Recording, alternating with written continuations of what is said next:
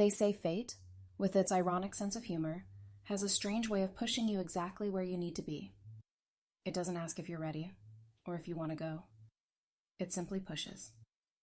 And sometimes, you find yourself flailing, screaming in protest every step of the way, only to discover that the push, in fact, was a gentle nudge leading to salvation. For me, that crucial nudge didn't come with a whisper, but with the unmistakable, utterly irritating, and deeply ingrained complacency of my ex-husband, Nathan Cole. He was, and always had been, a master of public, ostentatious humiliation. I had been through enough with him to recognize the signs. Every slightest gesture, every sneer, was a calculated attack on the peace I had painstakingly rebuilt for myself and my daughter. Seriously, Nathan? Out of all the magnificent, sprawling bars in Manhattan, in all 5 boroughs, this is where you choose for your glorious return. This audacity is truly astonishing. Or perhaps simply predictable. He always knew how to find me, no matter how hard I tried to hide. Like a thorn in the eye, never willing to disappear. Desperation, I realized, isn't just an emotion. It's a powerful, primal motivator. It silences the rational, cautious voice in your head, the one that screams, danger, retreat.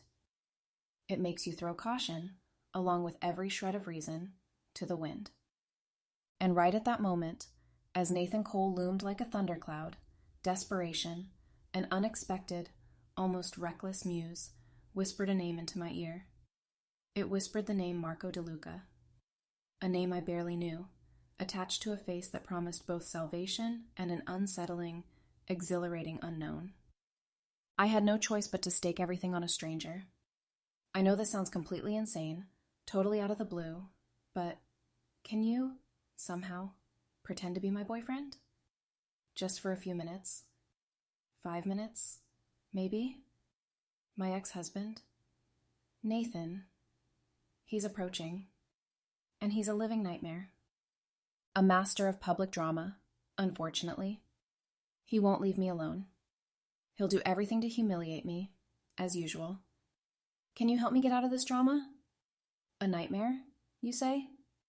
And what exactly would a fake boyfriend do to deter such a dramatic nightmare? Would he simply stand there? Offer a stern glance? Or would a more impressive display be required to deflate his ego? I am a man who values efficiency, Ms. Reed. Oh, just be very convincing.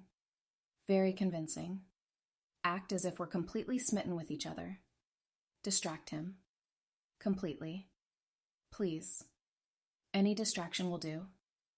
Just make him disappear. He's coming, and I can't bear any more of his insults. I can't face him alone. Convincing, you request. I always aim to exceed expectations. Consider this an upgrade to your initial request. A memorable performance, I assure you. He will never forget it. Ava? What the hell is this? What do you think you're doing? Who is this bastard? You're embarrassing me. It seems our little play has just gone public. And to maximum effect, it seems, my apologies, or perhaps, congratulations. All eyes are on us. Perfect. That kiss, it wasn't just a performance. It wasn't merely an act of desperate self-preservation. It was a spark, a fire ignited, undeniable. And as that flash flared, burning in my vision, a wildfire also ignited within me, a wildfire I had never, in my wildest dreams, seen coming. The carefully constructed, ordinary life, which had struggled so much to rebuild after Nathan, was now about to be completely consumed. But perhaps, just perhaps, it burned down only to be rebuilt. Rebuilt by hands I barely knew, guided by a force I was only just beginning to comprehend. The air was thick with unspoken promises and perilous possibilities. My heart pounded like a drum, a chilling excitement mixed with profound fear. You think this changes anything, Ava? You think parading around with some random, anonymous lover will erase all your pathetic mistakes? All your failures? You're delusional. You'll pay for this. His voice, once charming, now suddenly colder, more decisive, imbued with an undeniable authority, stepped subtly forward in front of Ava, like a protective barrier. I suggest you reconsider your choice of words. Nathan. Carefully. And perhaps, more importantly, your companion for the evening. Ava is no longer your concern. She is, in fact, now entirely my concern. And I assure you, you do not want to make an enemy of either of us. You do not have the power to confront me. His tone had shifted, completely, terrifyingly. From playful, seductive charm to absolute, chilling steel. It wasn't just a subtle change. It was a profound revelation. It was a frightening glimpse into something hidden beneath the polished, charming exterior, something powerful and undeniably dangerous. A power that stemmed not just from wealth, but from absolute control.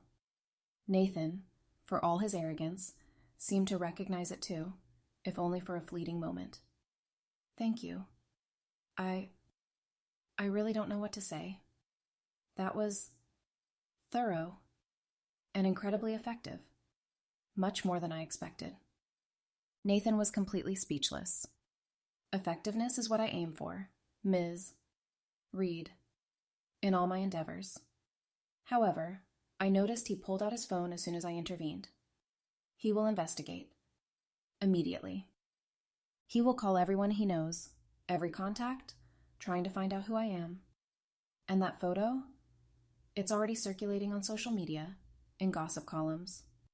For your immediate safety, and to avoid any further unpleasantness or potential repercussions, I insist that I take you home. To my home, temporarily. This is no small matter, Ava. We have made waves, and it will not stop here. Oh, you really don't have to do that. I can call a taxi. No trouble at all, really. I don't want to bother you any further. Believe me, Ms. Reed, you do not want to face what's coming, alone. Not tonight. Nathan will be like a wounded animal, snarling and lashing out. And your ex-husband has a tendency to be stubborn, even when he is completely outmatched. Even more so when he is outmatched. In fact, he will find every way to harm you. Furthermore, I wouldn't want my thorough performance to be in vain, would I? It requires proper continuation. A narrative, a follow-up, and your safety, for now, is part of that narrative. All right. Thank you. I appreciate it. You're right. I can't face him alone. My car is waiting. And I assure you, it is quite secure. More secure than any taxi you could call. This car was not just a means of transport, but a mobile fortress. A discreet, impenetrable bubble of steel and glass.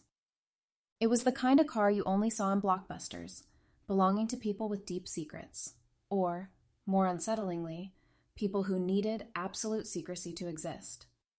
It was then, as the city lights blurred behind the tinted glass, that a cold, terrifying truth truly began to sink in.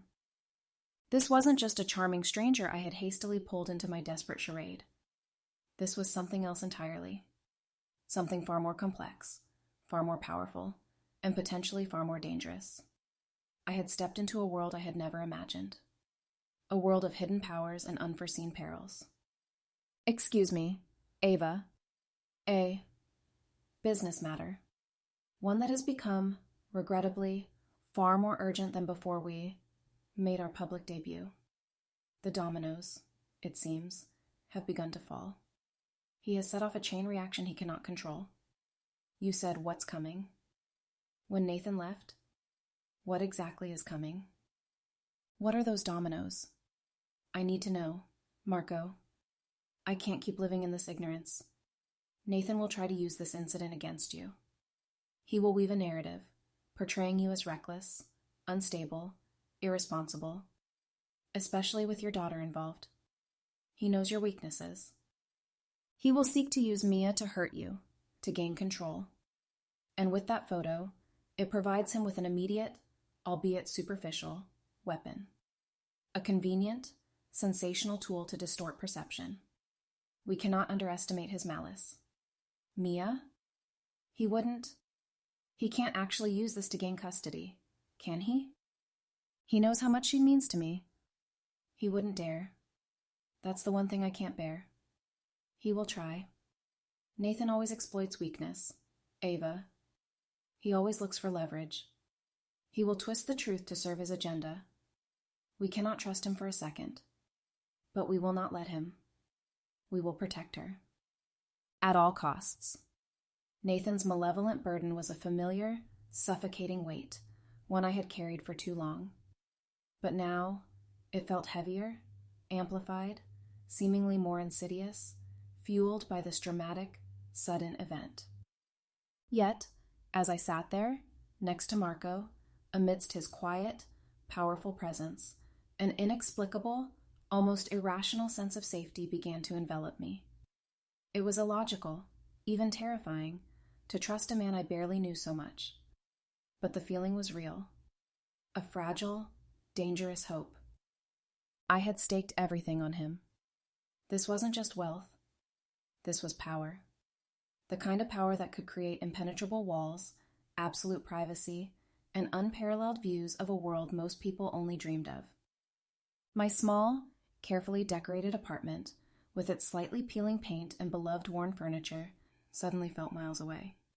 Not just geographically, but existentially. It was in another dimension, an entirely different universe. I had never seen a space so opulent and so protected. Welcome to my humble abode, Ava. It is safe. You have my word. No one will bother you here tonight. No one will even know you are here. This is an impenetrable sanctuary. Humble. Marco, this is incredible. Stunning. And the security? It's vast. Complex. More like a command center than a home. It seems you're prepared for every conceivable situation.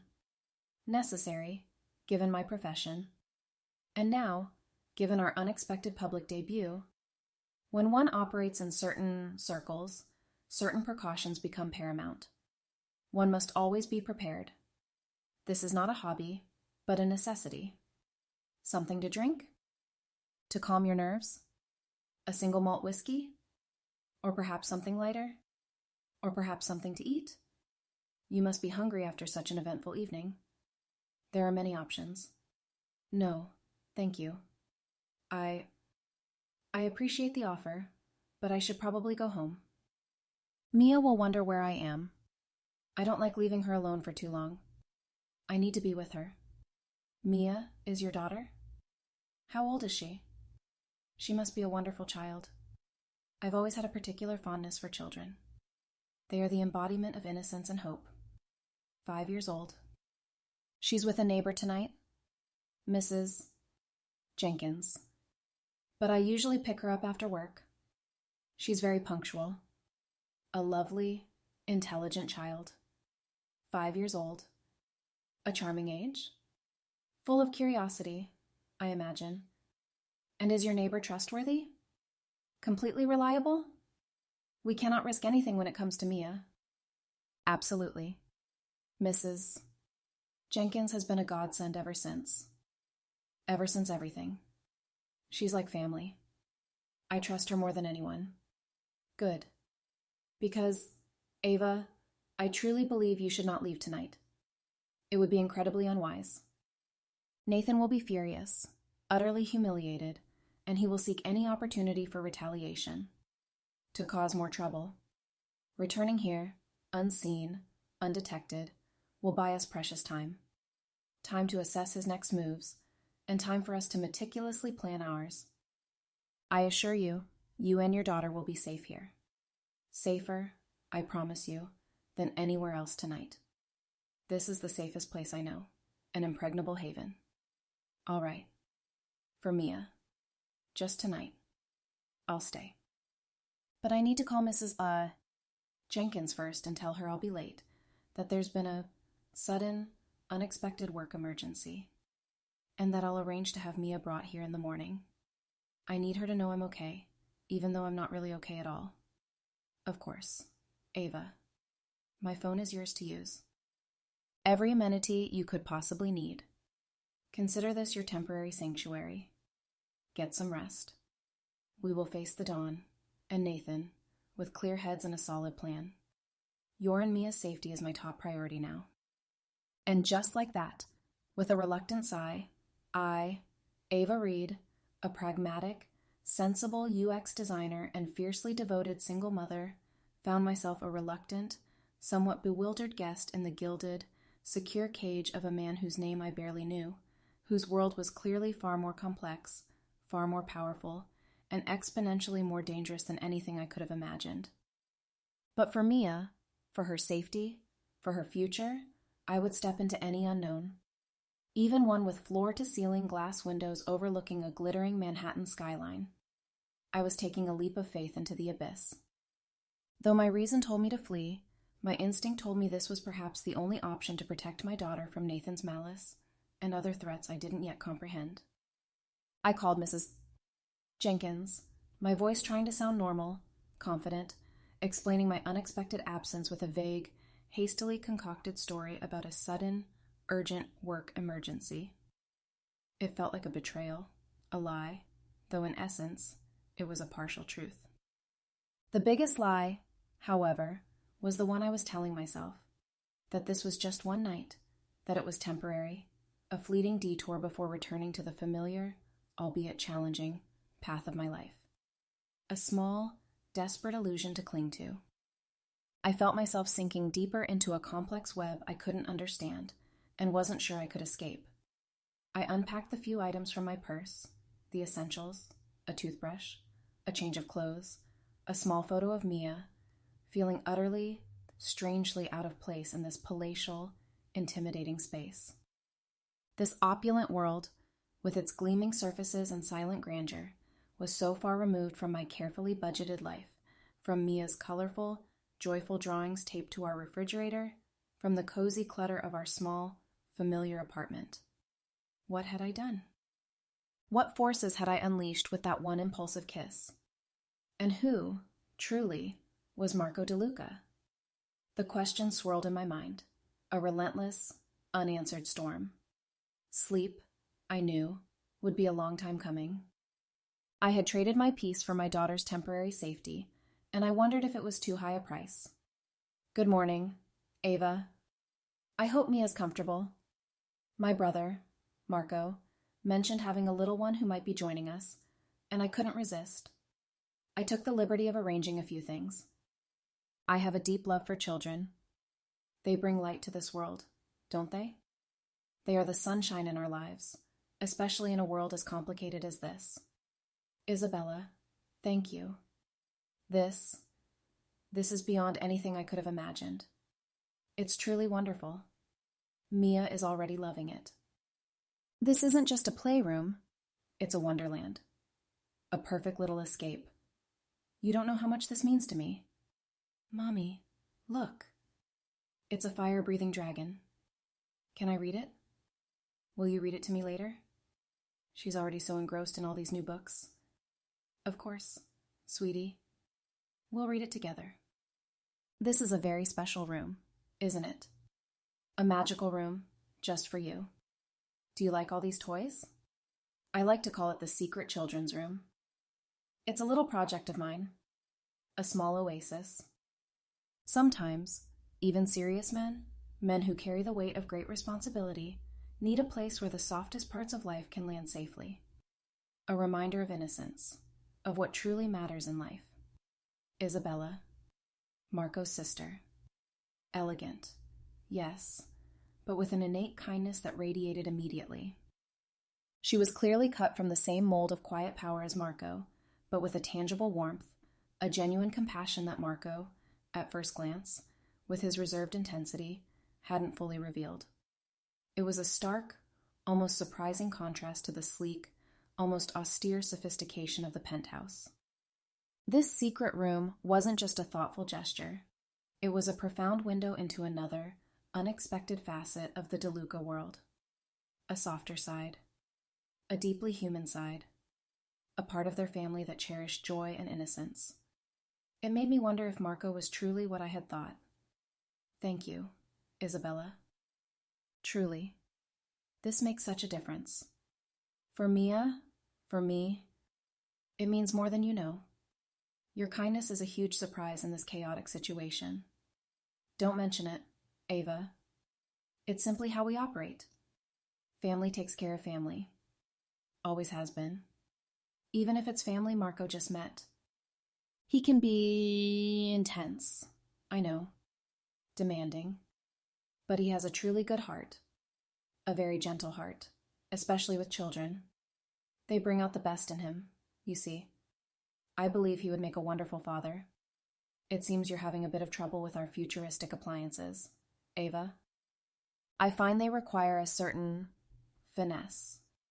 Perhaps not as straightforward as a traditional gas stove, eh? You seem quite perplexed. I just wanted to make Mia some pancakes. It's her favorite, her pre-bedtime treat.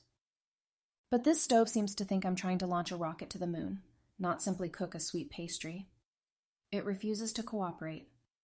I feel so clumsy in this modern kitchen. Pancakes, you say? A classic. An excellent choice. My mother, God rest her soul, used to make the best ones in Italy. Though mine are only passable. A work in progress. Let me show you. It's all about the precise temperature. It's not too complicated, once you know how. Pancakes? For me? Yes, little one. The best penthouse pancakes in Manhattan. Fresh off the griddle. Just for you. And for your mother, too, if she's lucky. Uncle will make them delicious. The most powerful man in the room, the enigmatic leader of a vast, complex network, was standing in a hyper-modern kitchen, expertly flipping pancakes for my 5-year-old daughter. It was an image that completely shattered my carefully constructed perception of him, adding layers I hadn't expected. The formidable, hard exterior of the business magnate concealed a deeply soft, unexpectedly familial core. He wasn't just a force of nature, a figure of power. He was human. Completely, beautifully human. And that, perhaps, was even more terrifyingly captivating than his power. He had a warm heart, something I never thought I'd find in a man like him.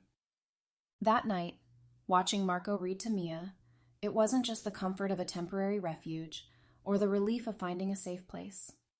It was the whisper of another life, a life I had never dared to dream of, never allowed myself to imagine since Nathan had so cruelly destroyed my world. A life where strength and tenderness could not only coexist, but thrive. A life where formidable power could also embrace a child's innocence, where leadership could manifest in gentle storytelling. It was a profound, utterly captivating glimpse into the man beneath the myth, the heart beneath the steel. And right at that moment, I realized I was falling, slowly, irrevocably, into a future I had never foreseen. A future fraught with uncertainties, but also brimming with promise. Ava, this is problematic. Seriously problematic. Nathan has officially filed for full custody. He's aggressively claiming your recent reckless behavior and unstable relationships, and he specifically mentioned the bar incident, make you an unfit mother. It's a smear campaign, pure and simple. He's pulling out all the stops. Unstable? Reckless? That was a single, desperate moment. He was harassing me, humiliating me publicly. And who, exactly, is he to talk about reckless behavior? He's the one with mounting gambling debts and a history of verbal abuse, even physical a few times. He has no right to judge me. I know, Ava. And believe me, we are fighting back. We will not concede an inch. We are working closely with Marco's legal team, specifically his counsel, Lorenzo Bianchi. He is very thorough, incredibly thorough, and notoriously effective. We will turn this around. Ms. Reed. Ms. Jenkins. I have the updated files. Our preliminary investigation into Nathan Cole has yielded significant results. Nathan Cole has more skeletons in his closet than a forensic pathology lab on a busy Monday. And we've just opened the door to the darkest corners of that closet. He won't be able to hide any longer. What did you find, Lorenzo? Tell me. Please. I need to know everything. Hidden offshore accounts. Multiple accounts. With complex, untraceable transactions. Significant, financially debilitating gambling debts, far larger than we initially imagined, owed to unsavory characters. Characters, I might add, with direct ties to the Rossetti family. He is deeply entangled with them.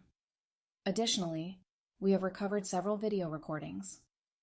Not directly involving Mia, I assure you, but they reveal a clear pattern of Nathan's explosive temper and instances of verbal and emotional abuse towards you throughout your marriage.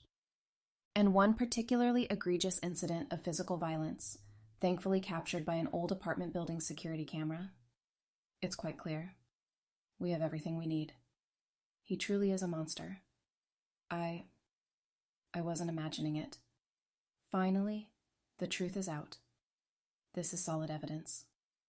Lorenzo, this is absolutely solid evidence. This could completely turn the tide in our favor. It provides the court with a clear, undeniable pattern of dangerous behavior, severe financial instability, and emotional, even physical, abuse on Nathan's part. It paints him as an unfit father. Ava, not you. He's finished. Indeed. The court will have difficulty ignoring this mountain of evidence. We have built a strong, irrefutable counter-narrative. A truthful one. Nathan won't stand a chance. But the paparazzi photo, the public perception, the tabloids. Won't that still hurt me? Won't they try to use it against me, regardless of this? I'm still worried about my image. It complicates things, Ava, immensely. Nathan's lawyers, however desperate, will try to sensationalize it, portraying you as reckless, associating yourself with questionable characters. They will argue you are exposing Mia to a dangerous, unstable environment by associating with the DeLuca name. Public opinion, fueled by relentless tabloid rumors and social media frenzy, can sway judges, even subconsciously. The press is already rife with speculation about Marco and the DeLuca family history, whispers of their past. We must prepare for that battle too. It's a battle of perception, as much as it is legal. We must control the narrative. The relief was palpable, a fragile lull, but it was quickly overshadowed by a new, cold wave of anxiety. I had concrete evidence against Nathan, proof of his true monstrous nature, yes. But the world, it seemed, cared more about the scandalous kiss, about the alluring whispers of forbidden power. My public image, and by extension, Mia's entire future, hung precariously, entangled in a web of power, perception, and dangerous unspoken truths. Lorenzo's measured, chilling words confirmed what I had instinctively suspected. Marco DeLuca was not just any wealthy businessman. He was a force. A formidable, enigmatic force.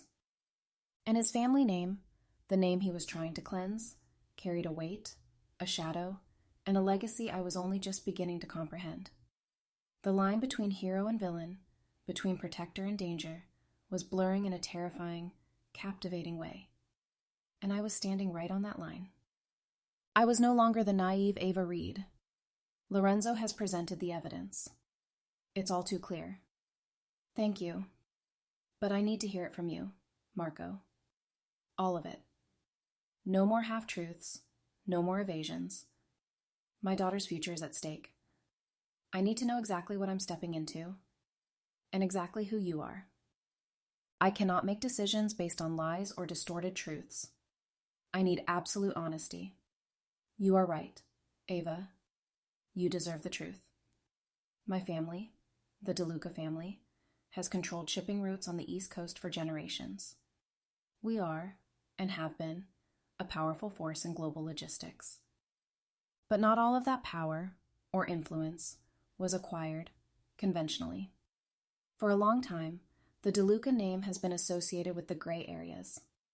Call it old school business practices, under the table deals, dangerous alliances. It's a dark reality I cannot hide. And what is your plan, Marco? To continue this legacy? Or do you have a different vision? Because I will never let Mia be involved in anything impure. No. My plan is to dismantle it, to change it. My vision is to complete the transition, to bring the entire DeLuca conglomerate onto a legitimate path. I have been working on this for years, quietly, meticulously. A 3-year exit strategy. I do not want my children, or Mia, to inherit this burden. I want to build something new, something to be proud of. Phase 1. Segregation. We are isolating the clean logistics operations from the less clean ones, severing the pipelines of illicit revenue. This is the first and most crucial step to cleansing. Phase 2. Reinvestment. Taking the legitimate assets, the capital, and investing heavily in cutting-edge green shipping technology, sustainable ports, automation systems, environmental initiatives, rebranding ourselves as pioneers in responsible global trade. We will be the model. Phase 3. Rebuilding. Investing in community funds, revitalizing neglected neighborhoods where our influence once had a different meaning. Giving back to the community, legitimately. My sister, Isabella, is instrumental in community outreach. We will return what was taken. This is very comprehensive, ambitious. But how do you ensure transparency? How do you prove this isn't just another smokescreen? A facade for old operations? This is the question the public will ask, and the court will too. That, Ava, is the crucial question. And that is where I believe you can be invaluable. We need to build public trust, not just through action, but through verifiable proof. We need an irrefutable, undeniable proof. You mean a platform? A digital interface? A system where people can see how everything is progressing? Precisely. A transparency portal. For the public, for regulators, for our new partners. To track our green initiatives, our financial investments in the community, our commitment to ethical supply chains, a system that cannot be easily manipulated. And no one understands user experience, intuitive design, and transparent data presentation better than a leading UX designer. Your skills are exactly what we need. A transparency portal for the DeLuca Community Fund. Real-time data, public audits, impact reports. It could be a powerful statement. A tangible commitment. I can design the entire UX architecture, build the wireframes, prototype the interfaces, ensure absolute clarity and accessibility. This isn't just about showing good. This is about making good undeniable. This is something I can put my skills into, my expertise, my future. This is my bet on your clean future. I won't just be a woman standing by your side, Marco. I will be an active contributor, building that future with you. In that room, facing the stark truth of the DeLuca Empire, I made a choice. Not a blind choice of love or naive idealism, but one of fierce pragmatism. This wasn't about saving Marco. This was about protecting Mia and leveraging my own skills to build something positive in a world shrouded in gray. That was my stake. A bet on Marco's vision, on his path to legitimacy. And ultimately, a bet on a clean future for my daughter. I would stand by him, but on my terms, with my transparency. I had found a purpose, a path I could walk, even in this complex and dangerous world. Our public debut, Part 2, this time, deliberately staged.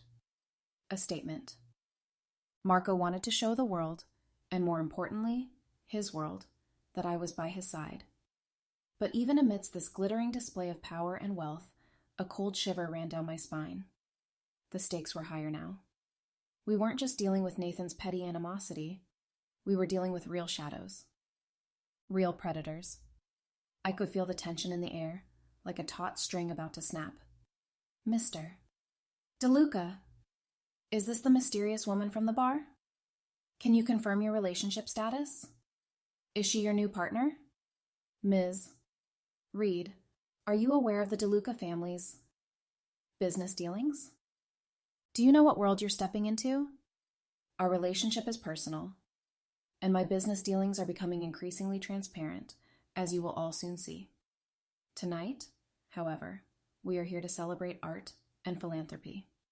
I have nothing to hide. The spotlight felt scorching, exposing every insecurity. But Marco's hand gripping mine was a steady anchor amidst the swirling chaos. Just as I started to feel a glimmer of confidence, a different kind of chill pierced through the warmth. It was a deep unease, an intuition telling me that danger lurked, not from the paparazzi, but from somewhere darker. Oh, I am so sorry, little one. Let me help you clean that up. There's a restroom right over there. My little girl looks so lovely in this dress. It's okay, sweetie. Let's go clean it up. No. Mia, stay with Isabella. Stay away from her. Stay away from my daughter. Right now. Don't touch her again. I saw you. Not so fast. We need to have a little chat. I think you have a lot to say. Speaking to Ava, his voice tight with controlled anger. How did you know? What did you see? Her eyes. She wasn't apologetic at all. She was calculating. And the way she tried to pull Mia away. My instinct told me. It was a carefully orchestrated plan. Find out who sent her. And make sure she tells all. By any means necessary. This confirms it. They are trying to hit us where we are vulnerable. They are targeting our family. They will pay. That night, under the glittering lights of the Metropolitan Museum, I wasn't just Ava Reed, a woman caught in the orbit of a powerful man. I was a mother, protecting her child, my instincts sharper than any security protocol. And in that terrifying moment, the lines blurred again. I was part of their family now, whether I wanted to be or not. The Rossetti family wasn't just a business rival. They were a threat to Mia. And that made them my enemy. I would never let anyone harm her. The gala ended on a chilling note. The attempted abduction wasn't just a scare. It was a declaration of war. The Rossetti family was no longer an abstract, distant threat. They were real, they were ruthless, and they knew how to hit us where it hurt most. Nathan, in his twisted rage, had become their unwitting accomplice. We were being hunted. Get down. Lorenzo, cover us. Mia, wake up.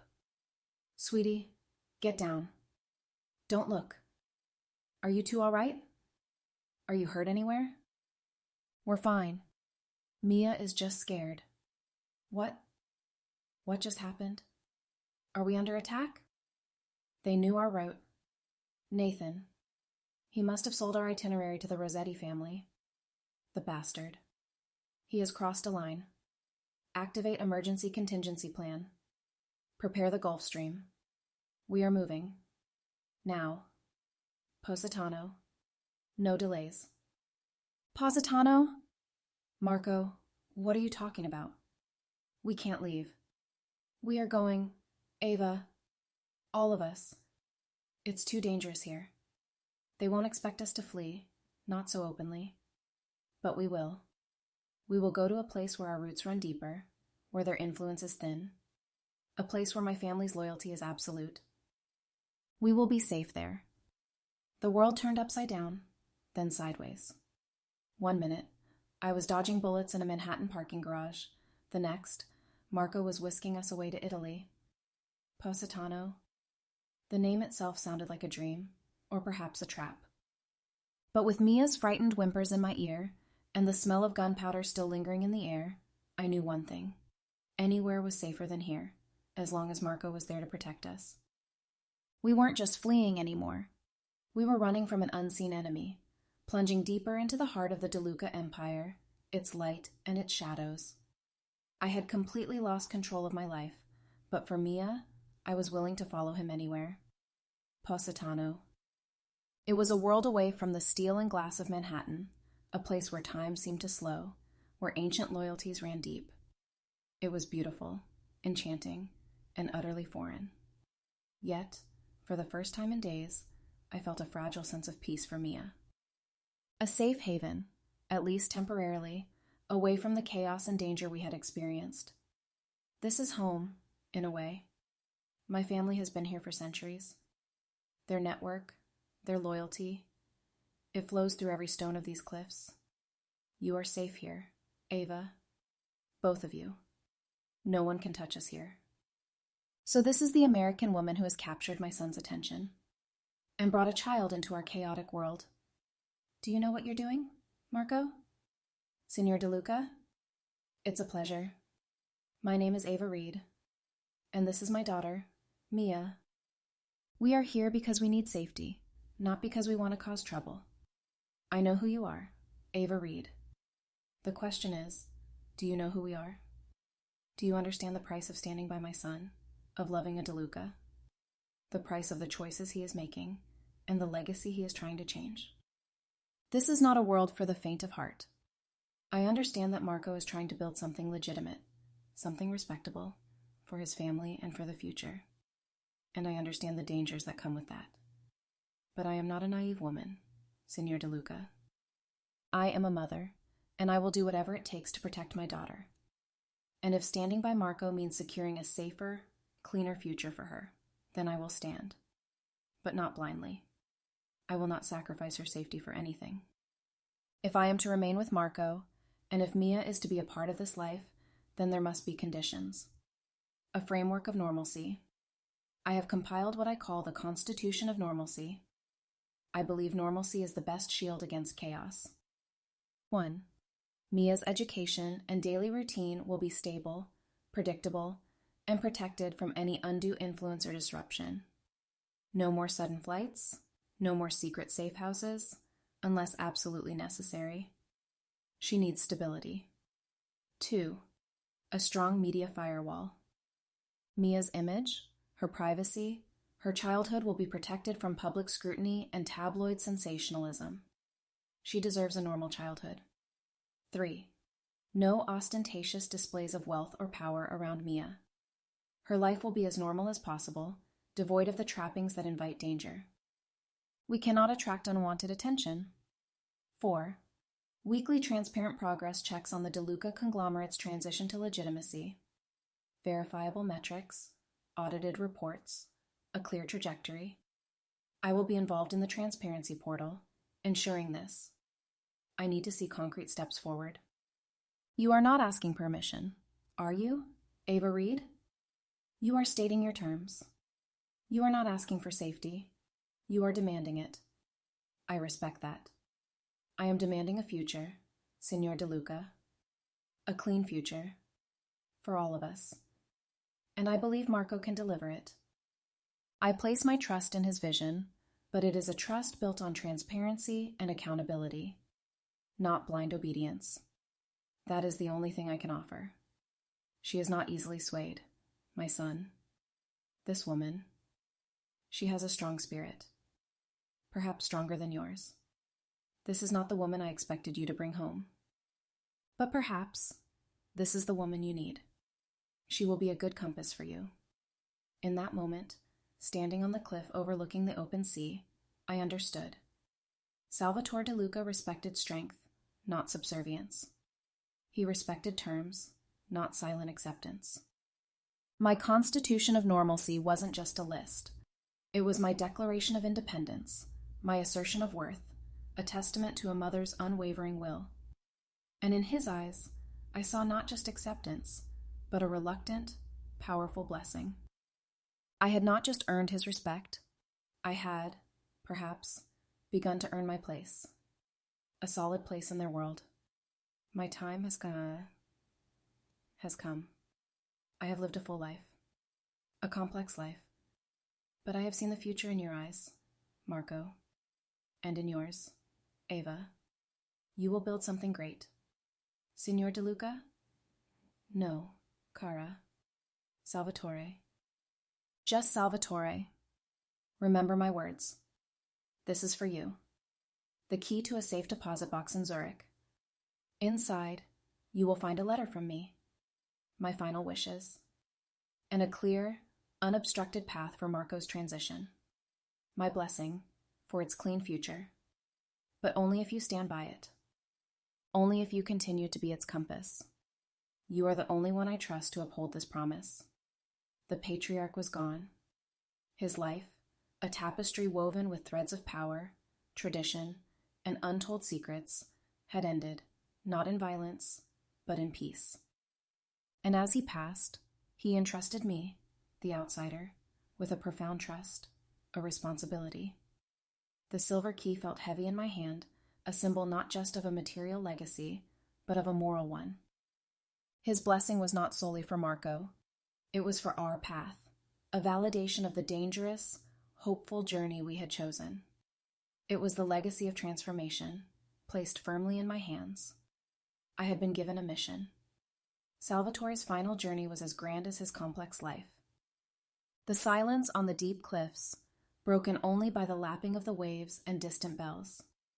In this ancient place, surrounded by Marco's stoic family, I felt a deep sense of belonging, a profound connection to this confusing, new chapter of my life. The key in my pocket now felt warmer, a promise of a new beginning, entrusted by the old world to the new. I had become part of something larger than myself.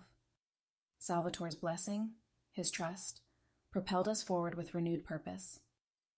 The brief period of mourning was replaced by intense, relentless work. Marco was now fully at the helm, steering his empire towards legitimacy with unwavering determination. And I was no longer an outsider. I was an active architect of this new future. I had found my place, and I would not betray their trust. Our focus is on aggressive expansion into green port infrastructure. We are acquiring majority stakes in sustainable logistics companies, investing in electric container ships, and developing AI-driven supply chain optimization.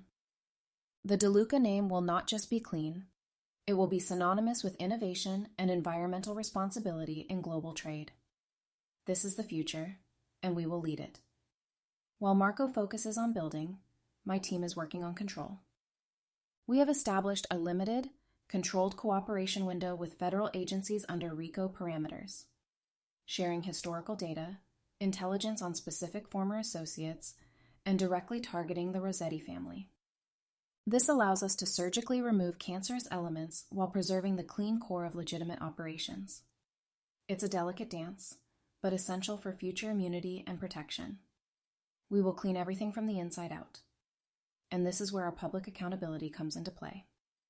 The DeLuca Community Fund Transparency Portal. This will be an open-source, blockchain-verified platform. Every dollar allocated to community projects, every investment in green technology, every philanthropic initiative Isabella leads, all will be trackable, auditable, and publicly accessible. My team is designing it for maximum user clarity and intuitive navigation, ensuring that anyone, from a journalist to a neighborhood resident, can verify our commitment in real time. This isn't just about showing goodwill. This is about making our integrity undeniable. It will be irrefutable proof. This portal, Ava's vision, is our ultimate shield. Transparency is our greatest weapon against old accusations and new enemies. It is the firewall for our future. No one can doubt us anymore. We were building, dismantling, and protecting all at once. Marco was transforming an empire, Lorenzo was vanquishing old demons, and I was building a bridge of trust, one digital brick at a time. It was a symphony of strategy, legality, and innovation, all orchestrated to secure a future where the DeLuca name would finally stand for something unblemished. It wasn't just business, it was a revolution I was proud to be a part of. The court has reviewed the evidence. Your client's petition for full custody was not only denied, but the judge also expressed serious concerns regarding Mr. Cole's financial instability, documented gambling debts, and recorded instances of abusive behavior. This is not a situation he can recover from, legally. He has sealed his own fate. So what? You just win? After all this? Who do you think you are? Mr. Cole, we have prepared a final agreement. We are offering a significant financial package, enough to clear your debts and provide a fresh start, on the condition that you sign a complete termination of parental rights to Mia Reed, and a legally binding agreement to leave New York State, never to contact Ava or Mia again.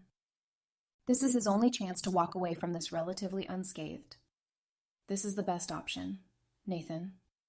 It saves you from public humiliation, potential criminal charges, and offers you a fresh start. Otherwise, the DeLuca team will ensure you lose everything and face the consequences of your debts. You have no other choice. No violence.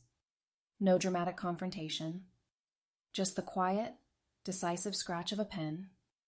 Marco could have used his old world tactics.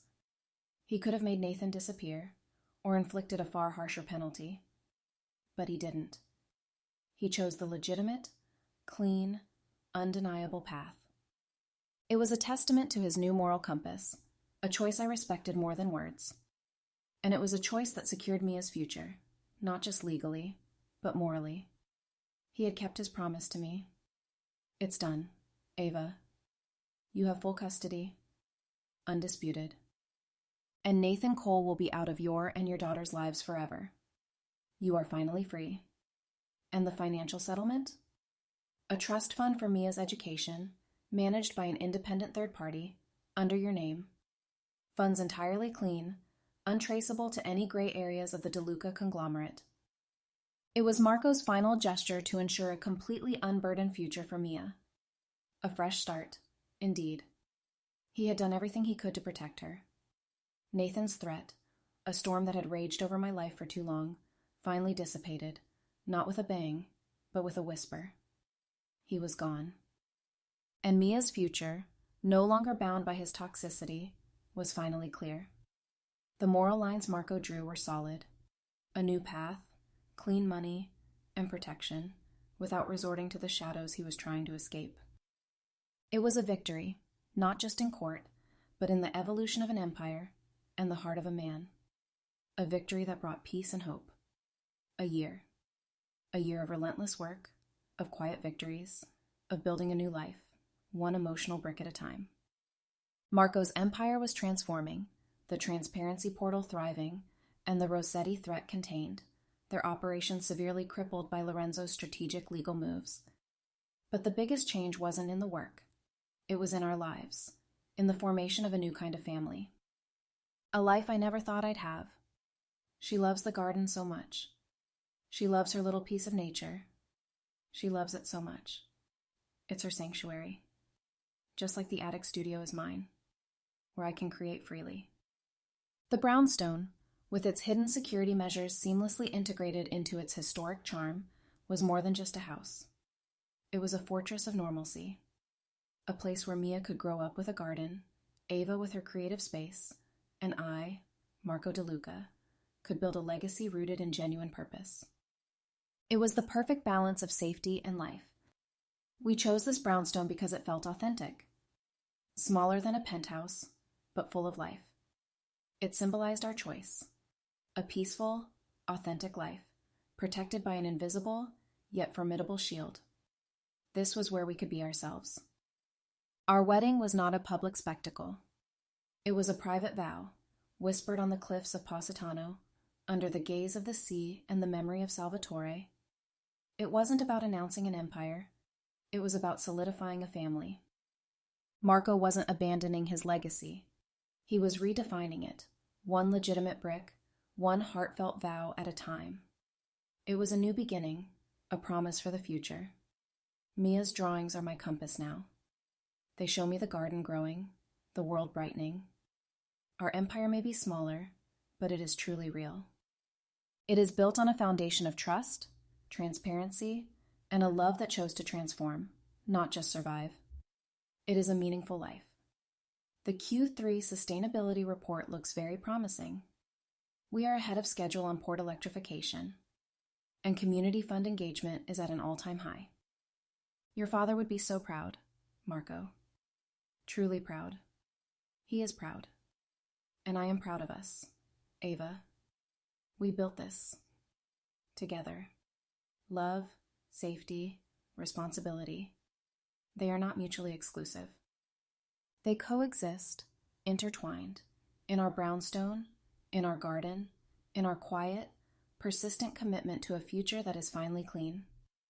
The journey is far from over. The charts still have many miles to go, but we are moving forward.